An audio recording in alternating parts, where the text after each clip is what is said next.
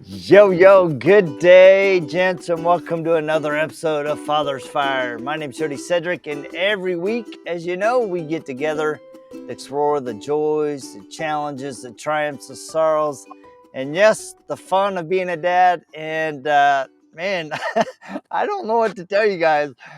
A lot of times I think people look at my life and they go, it's a highlight reel, but it's not. I mean, Judy and I share exactly what we do, the good, the bad, the fun. And last night, we went to the first ever Boise Fashion Week, which, dude, I can't ever remember going to a fashion show. I was gonna say you went And to a fashion show. I went to a fashion show, and dude, it was freaking amazing. I mean, we had such a good time. And my son Christian, his girlfriend, she was in charge of all the publicity and getting things all organized, and she kicked it out of the park. And everybody was dressed to the nines, and they had four featured stylists from Idaho, and dude, they had a freaking amazing eye. And they even had the fourth one was actually Stephen Aaron, who won Project Runway in season 7. So you had an actual, really Mhm. well-known name guy there, and his style, I mean, he's kind of goth, but it was kicking. And Judy and I, we just had a great time That's watching good. everybody take photos and posing. And yeah, and you may hear a voice in the background. That's actually my guest, Mr. Ray Evans. How you doing, Ray? I am good. Thanks for having me on, dude. Oh, We've been trying to get at this for weeks now, and we're making it happen now. yeah, no, it's good. I had the opportunity to go down to Melbourne, Florida about a month ago. It's hard to believe it's been a month. I know already. Yeah, I know, it's crazy. So I was down there for the Leather Repair Summit, and Ray and his lovely wife Paige, they hosted the event, and man, they did a phenomenal job. And Yeah. man, we had such a good time just hanging out, learning. I mean, it's amazing how much Mister go sit down. Sorry, my dog's like moving the table. So, and it's actually starting to rain on me. So I That's was trying awesome. to enjoy this beautiful fall day. You So I'm were. just gonna take my laptop in the house. So you guys are gonna get real time what it's like recording. So I'm gonna go in and we're gonna go bust this out. Let me jump into here. I'm gonna switch right into the living room and go right here, and we'll just plop my butt right here. It's There dry we now. go. That's funny. So, in fact, I was actually looking at the weather. I'm like, it might rain, but I'm like, I got time. So anyway, so It anyway, looked like what Florida looked like that week you were here. oh, I know. So yeah, so we've moved from the outside to the inside to continue our conversation with Ray. And yeah, dude, that week, it was one of my favorite weeks of the year. Um, I'll tell you what. It was one of the my favorite and best trainings I was a part of. yeah, It was 6 days and it seems long, and it was, but the amount of information I learned on a daily basis and the amount of ideas and new conversations for new ideas that came out or up during that week was just mind blowing. yeah, it was amazing. I mean, it really was. The energy was great. And that, the other fun thing was I had some very intimate conversations with Luis and Rashid, and it was good to just kind of sit down, get to know them better, hear some of their story. And it just was great. And I love, and that's really kind of the driver of my podcast, is being able to have conversations with men who have either had really good family lives or they've had a train wreck, right? And they're trying to be good fathers, they're trying to figure it out, they're trying to build good relationships. And it's hard to believe it's been 3.5 years that I've been running the podcast, and I've had so many amazing conversations, but more importantly, I've developed so many great connections and relationships. It's been great. And one of the things that struck me when I was in Melbourne was the way that you and Paige interact. I mean, I see the highlight reel of Facebook, right? I mean, Mhm. it's you guys do a really good job of marketing your business with a combination of you, but more her, right? So we see a lot of this kind of public persona. But what was fun was watching you guys on an intimate level in your shop. So I'd like to talk about that, about you guys' relationship as a husband and wife Okay. and working together. I mean, you got to see you got to see us, for sure. There's no ifs, ands, or buts. We are what you see out and about whenever you see us in public. That's what we're like in our shop. We razz each other. We love each other. We're there for each other. We support each other. We'll knock on each other. We'll build each other up, but we're also very honest with each other. Like, when one of us is slacking or whatever, we'll nudge each other back and forth. We're not perfect, just like any other couple out there. We have our we have our good days, we have our bad. We have way more good days than we have bad. But then you have that dynamic of the fact that we we see each other 24/7. Yeah. We live together, we work together, we raise a child together, we do everything together. It's fun, but at the same time, it's interesting. Because again, there's those moments, you're 24/7. Sometimes you just want to wring each other's necks. Probably even saw a couple of those moments that week where it's just like there's so much going on. And then you throw Felicity into the mix, and she's 7, going on 17. Woo. Well, so I This is my actually one. want to talk It's about quiet Felicity. right now. It's quiet. You're like, I'm not used to it being quiet. Right? Yeah. Yeah, you ought to be in our house. I mean, we have 6 kids, as you guys that listen know, and my house is very competitive. I mean, very competitive. It's very loud. If Devin's home, there's a lot of music going on. They're playing the piano, the guitar, they're singing. When we play games, it is all out. You're gonna lose, and I'm gonna crush you. um, so yeah, I can appreciate those rare moments when it's quiet around the house. Mm-hmm. Yeah. So when it is quiet, what do you do? I literally just gather my thoughts. Lately, that's been me. It's kind of like my regathering of my sanity, kind of. And I know it's like that for Paige too, because I'm not naturally loud, and I probably come across as loud on this right now because I'm in an office where the acoustics absolutely suck, so it Oh, makes it you're even great. louder. You're But great. yeah, no, it's kind of more or less. I've as I've gotten older, it's just one of those times where I just take it. I don't take it for granted anymore. And I just really use it to gather my thoughts, catch up on like whatever it is I've been putting off or procrastinating on. But if I've got time, I'll actually sit down and watch some sports. Like I used to be like the biggest debater and shit talker when it would come to sports and all that. And like I just don't even have the time anymore. And it's not that I don't have the time or like I don't like to watch it. It's just like I enjoy what I do. And like everybody says that work-life balance, but with what we do, it's kind of 24/7 for us, and I enjoy it. I Yeah. thoroughly enjoy it. Now there are days where like my phone just keeps going and going and going, and I just nope, I don't leave me alone. So Um, so yeah. what's the secret sauce of being able to work with your wife, be with her 24/7, raise a kid? I mean, you guys are together all the time. And some couples would say that would drive me crazy, It right? it, dri- it, dri- it drives us crazy too. Like I said, we have our days, but the secret sauce is really just I don't want to say we grew up together, but we kind of still grew up together. We've been together 10 years now. And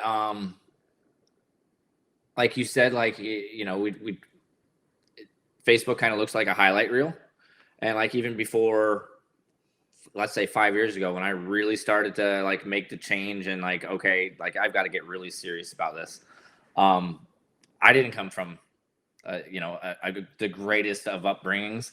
And it took me the first 30 years of my life to realize, you know, I was taught a lot of stuff that I had to like literally forget to relearn to actually do it correctly and things like that. So, and then at the same time, you know, I met her when she was 20, I was 30, or no, I was 33. So there's almost a 12 and a half, 13-year difference there between us. So like, as I'm coming out of my 20s and finally they're starting to figure things out, there she is entering her 20s. And it's just like, we all go through our 20s. It's just like, nothing prepares you for life. I don't care what anybody tells you. Nobody prepares for life in your 20s. Like you spend your first 18 years going through academics, you graduate high school, you hit college in your 20s, you're just like, nothing prepared me for this. And you hit your 30s and it's just like, okay, I've kind of got an idea of what things are doing. And then you hit 40. Okay, settling down. I've done that wild party part of my life. But like I said, you know, going back, as I'm coming out of that part, she's entering that part. So, you know, I kind of, it's kept me young. She is an old soul herself. As you probably were able to see, she's not very, she doesn't act like she's 31. Yeah. She acts like she's more around 40. She's got a good head on her shoulders. She's helped me completely turn my life around, and at the same time, I've helped her turn her life around. You know, we both kind of had a similar upbringing. She definitely came from a family that was very more loving and caring, as where mine was more rough and tough, and this needs to get done. And okay, you fell down, pick yourself back up and keep going. Yeah.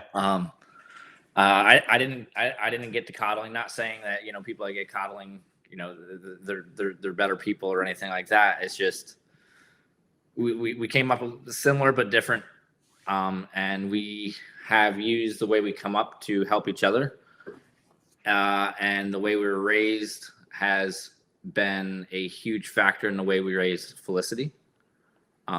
It's not I know it is more of like almost like a good cop, bad cop situation. We don't have that friend dynamic like with her. Paige does, you know, a little bit, but at the same time, she knows where that line is. And Felicity will always run to mom when dad says no, and she'll try to, you know, I'll tell her no on something. Hey, mom, and back and forth. So, but the secret sauce is really just loving and supporting each other. I know it's so cliche. She has her hobbies. I have my hobbies. Sometimes they don't gel. Same with interests, but we respect and we support each other. It's the same thing with Felicity. You saw her. She's more of a blend of Paige, but she's got her own personality. Like, she is very strong-willed, strong-minded, very opinionated on her own already. I don't know where she gets that.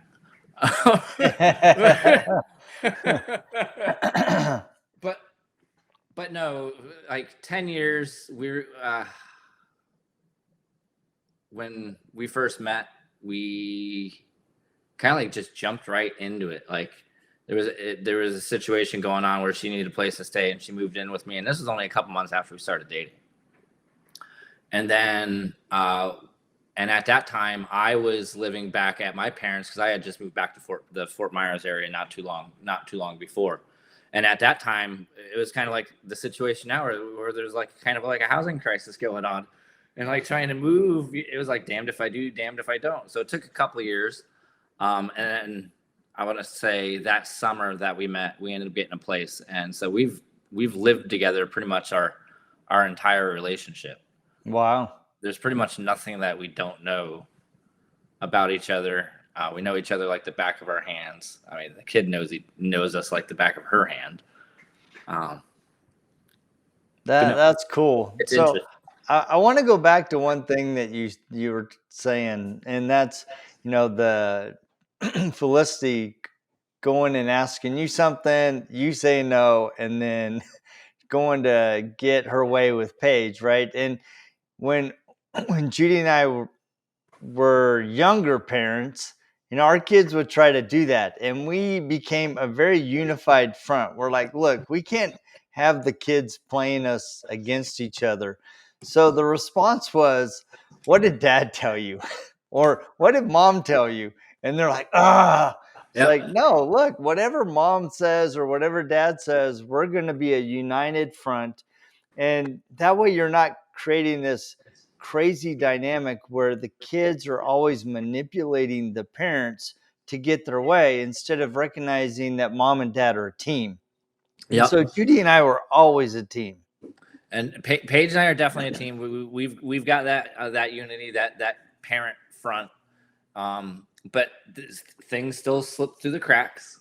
I'll tell her no. I'll give her her reasons, or Paige will tell her no and give her reasonings, and then Felicity will come over and like tell us the whole her version of the story. And of course, it's never exactly the conversation that happened, or why there was a no. She just told her side of it and tried to put a positive spin on it to hopefully get a different answer. Yeah, kids are smart, man. They'll definitely try to keep pushing the angles, You So remember, it's just like when we were kids. It was the same exact thing. Our same parents would thing. always tell us, we know what you're trying to do. We were kids. We were there. We did it. We've been there, done it. And we never understand until we actually grow up and we're like, damn it, our parents were right the whole damn time. Yeah, that's very true. So one of the things that I really appreciated when we were there was there was a day when Felicity actually came to the shop.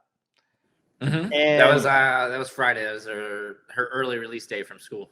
yeah, and the thing that I liked about it was, I mean, yes, you guys were trying to temper her interest, right? And trying to be respectful of the instructor and stuff. Mm-hmm. And I think there was a time for that because when she first got there, we were kind of in that instructive mode. But as we moved into more of a hands-on thing, you guys allowed her, and everybody was very welcoming of Felicity coming in and getting her hands, on a paint gun and trying it out. And man, she was so excited. And I really appreciated that you didn't just put her in the corner, put her on her iPad. You allowed her to be part of the experience. And I think that's really powerful. So do you guys do that a lot? I mean, we do try to put her in the corner with the iPad. No. She always has her options, and she uses her iPad a lot. But she's a very hands-on, creative person herself, and she definitely gets that from her mom with the creative part. I'm a very hands-on person. It's that little blend from both of us, and like I can tell as she gets older, she's going to be a person that like is very visual and can watch and listen to you tell her something and learn how to do it, and then she's just got to do it herself. And you can almost see that with her here. With she watched, she listened, and then she's like, okay, let me try. Yeah. And she got in there and Diane, and it was so awesome to watch Diane just start training my little daughter. Just like it was just perfect. It was a great moment. I'll never forget that day because I mean everybody just treated her like she was an adult, and she just did her thing. Every now and then we kind of like had to remind her, okay, now we're trying to get serious. She's a kid. She's 7. She's always wanting to go, but yeah, we've always been pretty much letting her be hands on with anything that we do. We went to the Kennedy Space Center this past Friday. First time I was there, I was 9. She's 7, and she's never really expressed her interest in like astronauts and space and all that. So I wasn't sure what to expect. But when we got there, she was just like, wow, and like we did the Atlantis experience, and I know that a lot of you watching and listening right now have never been to the Kennedy Space Center, but they have one of the retired shuttles there. They've got Space Shuttle Atlantis, and from what everybody had told me that having seen all of them, they said this one was the best displayed, best museum for the housing a shuttle. And I was like, okay. So not knowing what to experience, we went in, and they take you into this like little theater type room. And there's a bunch of screens, and it's like a little 10-minute movie on the history of the shuttle program and how it came to be. And at the very end of it, it's close in on the Space Shuttle Atlantis, the way the nose is, the way they had the camera. Then all of a sudden, the screen itself fades, and you can see through it.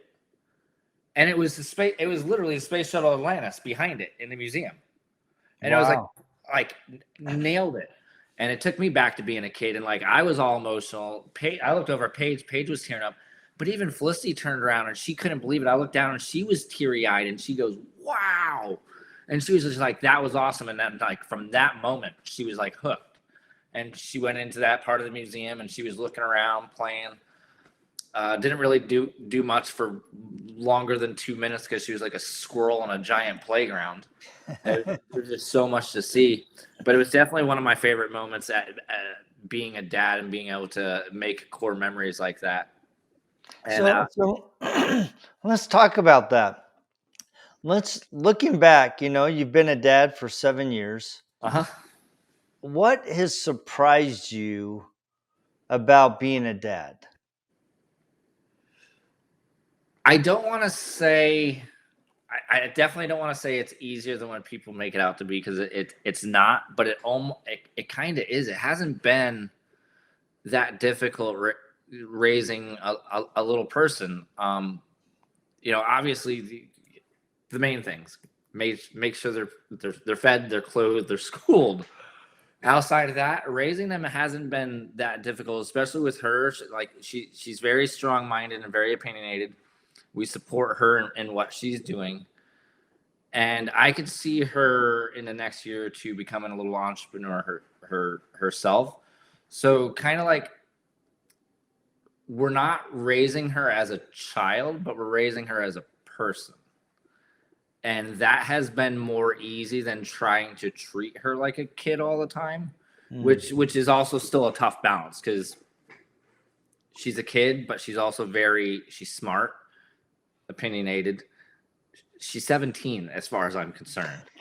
She's like that. She's into fashion. She's into her hair. She's into clothes. She's into pop culture. She's into music. She listens to anything and everything music. Classic rock, current rock, pop, rap. Like, being a father has been a blessing, because it at the same time, it's helped me grow up too. So let's talk about that. Yeah. How has being a dad helped you grow up? What has it helped you discover about yourself? That I have to put myself in her place sometimes. I remember she is a kid, and I have to go back to remembering when I was a kid. And in certain situations, and how like I wanted to be, how I wish I had been treated back then, or talked to. And I kind of like try to do that. Like, sometimes I can come off as hostile with her. Sometimes I can come off as a calm, cool, and collective dad. It just really depends on the situation, as is. If it's, she's acting up, it's more of the stern dad. But then if it's more of a learning lesson, teaching lesson, or I can see she's having difficulties doing something and getting emotional about it, which happens too, it's more of that calm, reassuring dad. Like, I know you don't want to do it, but we still have to get through this. It still has to get done. If you don't do it, you won't go to second grade, third grade, stuff like that. So, but like the whole growing up part, you got to, you 100% learn to lead by example. And there's no better way of leading by example than raising a kid. You want your kid to grow up to be someone that you can send out into society and be proud of, and know that she'll make something of herself. I find that approach a heck of a lot better in raising a person, not raising a child. I love that because I think a lot of parents and dads, they get stuck in this mode of I'm the dad, you're the child. Instead of recognizing, you know what, you're a little person. And what's different really between you and I is that I've gone through it Mm-hmm. and you're just discovering it. So it's really my opportunity to help you discover what you like, what you're interested, what you can do, and open the door to that discovery. I had a really good conversation with my oldest son a couple months ago, and he said, he said one of the things that I really, because he's always been willing to take risk, right? Mm-hmm. He moved to LA. He's a singer. He's a actor. He's a model, right? And a lot of people would squash that and go, you know what? Most people don't make it in Hollywood. But just go get a safe job, right? And he Dude, and he, we're detailers. yeah, exactly. We're car washers. And he told me, he's like, Dad, he said the one thing that I appreciated with you and Mom is you always told me yes, and it showed me that the world was open to me if I was willing to go after it. Mm-hmm. And I think what I've discovered over years is that if you entrust your kids with their dream, with their passion, and tell them, you know what, I'm your biggest fan. Go show me what you can do.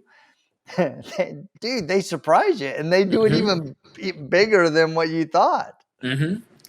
She she's in second grade now, and her teacher has this like little grading or behavior system or chart that they do every day during school, and they have an opportunity to earn like one cookie all the way up to 5 cookies. And it's not really cookies; it's just these little virtual cookies, and every cookie has like a level of achievement throughout the day. And like when she gets 4 or 5 cookies, like it's like a call home or an email home and all that, and she just lives for those moments. Like she has her good days, she has her bad days. I would say like last year, she'd have more 1 cookie days and 2 cookie days than she has this year. This year it's been all like 4s and 5s, and she came home the other day with a 3, and she was just really disappointed in herself. And like I'm like, what's wrong? She's like, oh, I got 3 cookies and blah blah blah. Miss Bartos ain't gonna email you or call you, and like, um, she she's very outgoing herself, and like in school she's like the teacher's pet. Like she loves to when we go to school, the teacher's like, we love Felicity, she's very outgoing, she helps the other kids, she helps us. And I love hearing that, because again, I'm raising a little human, not a child.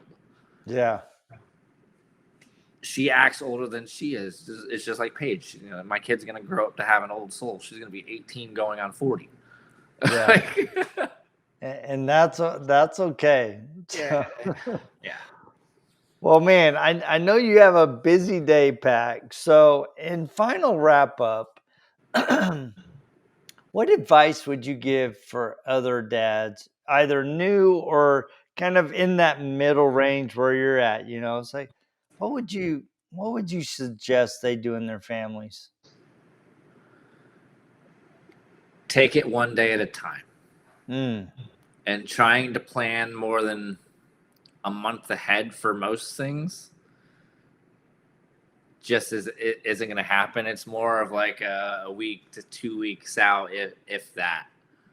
Especially if you're trying to run a business at the same time, like we are. Like it's just so hard, because there are so many dads out there that are in the same situation, but then there's so many dads that aren't. So it's kind of like hard to like try and preach advice to anybody outside of just live your life, take it one day at a time, and know, regardless of how bad a day might be, just always keep in mind that it could be worse. And Mhm. I always remind myself of that. Like, regardless of what is going on, there is somebody out there that has got it way worse.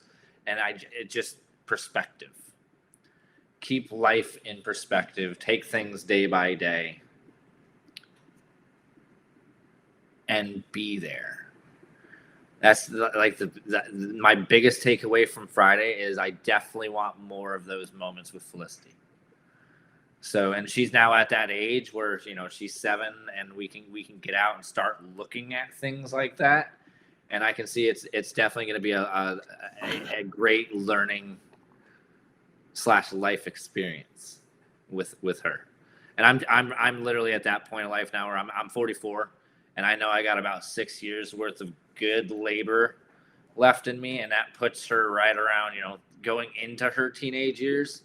And I really want to be there, like, for her teenage years when she's getting into sports and all that. I want to be the dad that's able to go to the games and travel and stuff like that. So, like, I bust my butt now, but at the same time, she sees it, and she knows, like, what it was like a couple of years ago when she was 5 compared to now. Like, we were struggling then. Now it's like, Saturdays and Sundays rolls around, and she knows that she's got the options of, hey, Dad, I was good all week. Can we go to the water park? Can we go to Universal? Can we do this? Can we do that? So, like, she's watching what hard work can do for you, and lead to. And the whole networking, being like a social butterfly like me, how that can open doors by just treating people right and just doing right by people. I love that, man. Well, thank you so Yeah. much. I mean, you've given me so much to think about. It brought back so many memories, and if I even start opening that can, Yeah, I mean, right. we'll be here for another 30 minutes. Because I mean, you brought back so many memories with with watching you and your kids when your daughter, and having her be involved. And I was thinking about Devin at the volunteering at the vet and the local Uh-huh. zoo that had tigers and giraffes. And I mean, it just so many things that because we said yes and we enabled them to do something. And that's what I see you and Paige doing a really good job of saying yes to your daughter and going, you know what? Dream big, go after it. Let's work hard. You see us working hard, and you can see what it brings about, and go chase that dream. So I just, man, I appreciate the opportunity to get to know you and Paige better and to spend a week with you to watch your interaction with each other. I know It we're different, and, like, when I tell people we're different, I mean it. We're different. You're different, but you're connected, Yeah, right? And it's like, and I've shared this on the podcast couple weeks ago. Is like, I was sitting there. Judy and I were on a trip, and we were spending time together, and I was just looking at her, and I said, "Babe, I want you to know I love you, but I really love us. I love us." And I think that's something that I see in you and Paige is there's an us. There's a unity, there's a love, we're moving together and building our business, we're moving together and building our family, we're moving together and building our relationship. And that is powerful and it's beautiful to watch. So kudos to you and Paige. And I want to thank you for being my guest, for opening your shop and your home to us. And man, it just was a great experience. So anytime, man. I thank you for having me on. Like I yeah. said, it took a few weeks, but we finally made it happen. That's okay. So, guys, if you're listening, please go out, check out Ray Evans and his wife Paige Evans. They own a little detail shop called Stick to the Details in Melbourne, Florida. And man, they do a fantastic job. They have a great shop. They're really, I mean, they are professionals. They're very passionate about what they do, and you'll see that on their Instagram and on their Facebook. But yeah, so go check them out. Thank you again, Thank you, Ray, man. for being my guest, guys.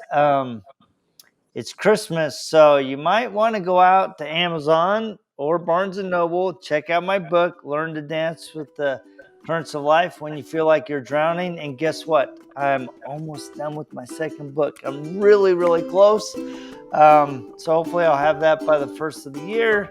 And as always, thank you guys so much for tapping in. And we will check you same time, same bat channel. Just see ya.